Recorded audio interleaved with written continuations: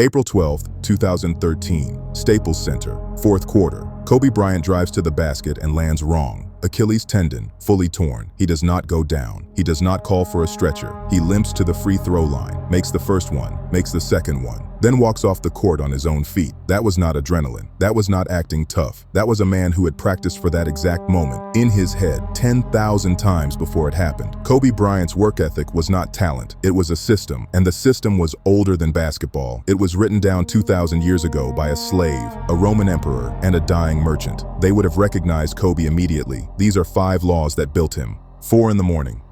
An empty Lakers practice gym. 1 set of lights on. The squeak of a single pair of shoes on the floor. Kobe has been there for an hour already. The team will not start filtering in for another 3. This was not a one-time story. This was the pattern. He arrived at hotels on road trips and scouted the gym before his teammates had landed. He built his day around hours no one was competing for. There is a USA team story from the 2008 Olympic preparation. The veterans walked into the gym for the first morning session. Kobe was finishing. Drenched. Done. He had been lifting and shooting since before they were awake. Marcus Aurelius wrote about that hour 2,000 years ago. Meditations, Book 5. At dawn, when you have trouble getting out of bed, tell yourself, I have to go to work as a human being. Seneca said it differently. Begin at once to live and count each separate day as a separate life. The day is the unit. The dawn is the door. Here is the thing most men miss. The competition for the middle of the day is savage. Everyone is awake. Everyone is pushing. But the hours before the world gets up are empty. There is no traffic, no inbox, no opinion. Those hours are a gift because no one else shows up for them. Kobe stole time nobody else was fighting for. Then he compounded that theft across 20 years. Here is what to steal. Pick 1 hour tomorrow morning that nobody expects of you. Do the work there, not the email, not the phone, the work. Then do it again the next day. See what it does to your week. See what it does to your year. The dawn is the cheapest advantage in the world. Almost no one takes it. The Phoenix Suns eliminated the Lakers in the spring of 2006. That summer, Kobe did not rest. He did not go on vacation. He watched film of his own losses the way other players watched film of opponents, and he rebuilt his footwork from the ground up. After Detroit pressured him in 2004, he added the fadeaway. After every playoff exit, he asked a brutal question. What did they do to me that worked? And he went and killed it in the offseason. Other men defend their weaknesses. They explain them. They blame the referee, the teammate, the system. Kobe hunted his. Seneca wrote about this practice in the letters to Lucilius. He called it his nightly habit. He said, I retire to examine my day. Nothing gets overlooked. Nothing is glossed over. Why should I be afraid of my own errors when I can say, see that you don't do it again? The Stoics had a name for it, vespertinum, the evening self-examination. You audit your own day before sleep. You look the mistakes in the face, by name, one by one. This is the hard part. Most men cannot do this. They will watch a game tape of their enemy for 3 hours. They cannot watch 10 minutes of footage of themselves losing. Kobe could. He turned self-criticism into a repeatable craft, not anxiety, craft. A tool that he picked up, used, and set down. That is the difference between a Stoic and a man who hates himself. The Stoic uses the error. He does not drown in it. Here is what to steal. Tonight, before you sleep, name the thing you did today that you would not want footage of. Do not fix it yet. Do not flog yourself. Just name it. Say it out loud if you have to. Name it every night for a month. You will be a different man by the end of it. Return to the free throws, Achilles torn. Staples Center silent. He shoots them anyway. Because the body was not in charge. The mind was. There is another story. A game against Minnesota in 2009. Kobe breaks his index finger on a play, looks at it, snaps it back into place, and keeps playing. The commentators cannot believe it. He finishes the game, the 81-point night against Toronto, January 2006. By the fourth quarter, his legs were cramping. He did not acknowledge them. He scored 28 points in that fourth quarter alone. The cramps lost. Epictetus taught this directly. Discourses. Some things are in our power, others are not. What is in our power?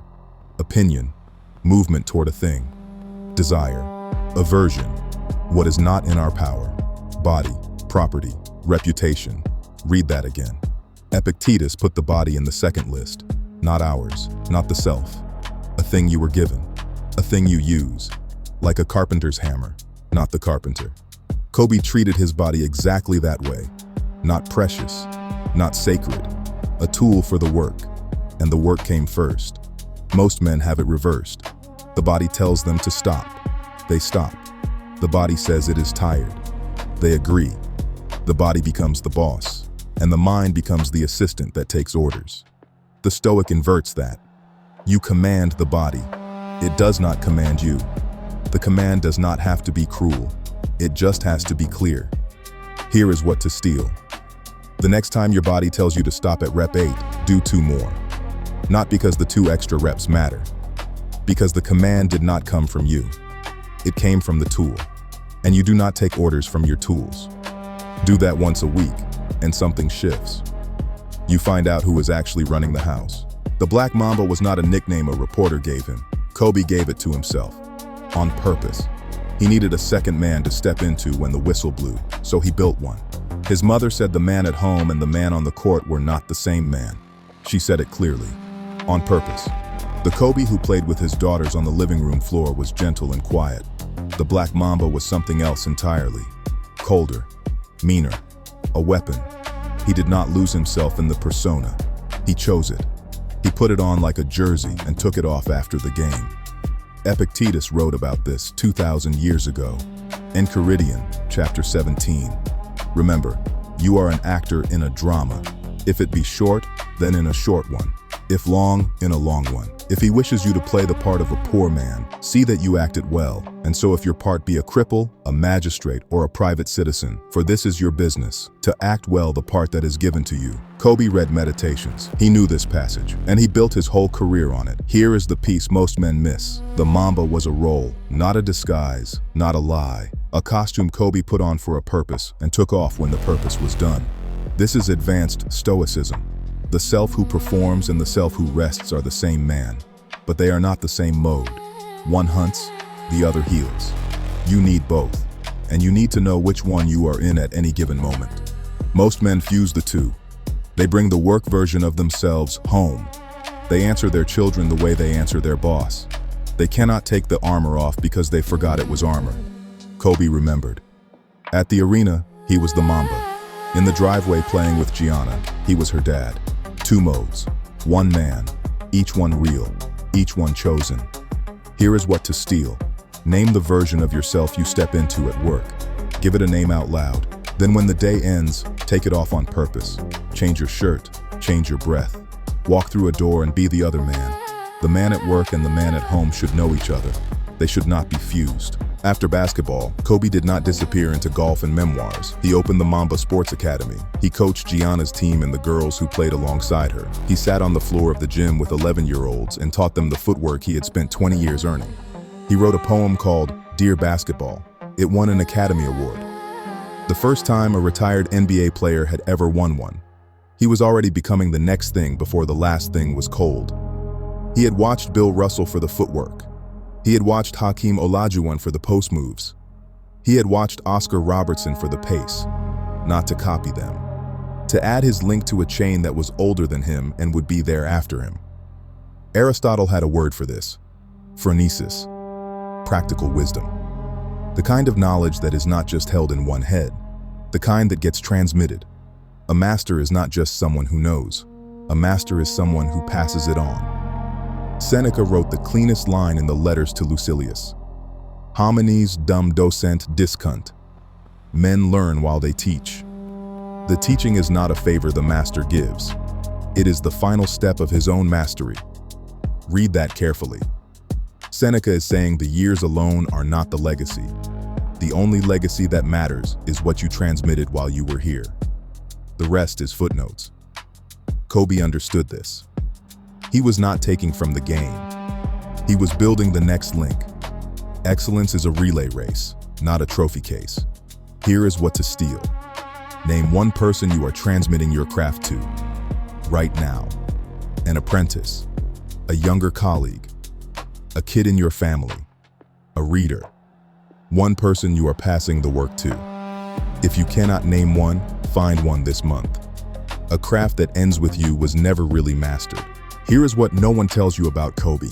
The 4 a.m. workouts and the ring count and the Achilles are the story everyone repeats. But that is not the lesson. The lesson is older than basketball, older than America, older than the NBA by 2,000 years. The Stoics had a word for what Kobe did every single day. They called it arete, the relentless pursuit of excellence as your only real job. You do not have to love basketball to love that. You do not have to be an athlete. You just have to pick one thing and refuse to be casual about it. That is Mamba mentality without the jersey. That is how you build a work ethic and a life.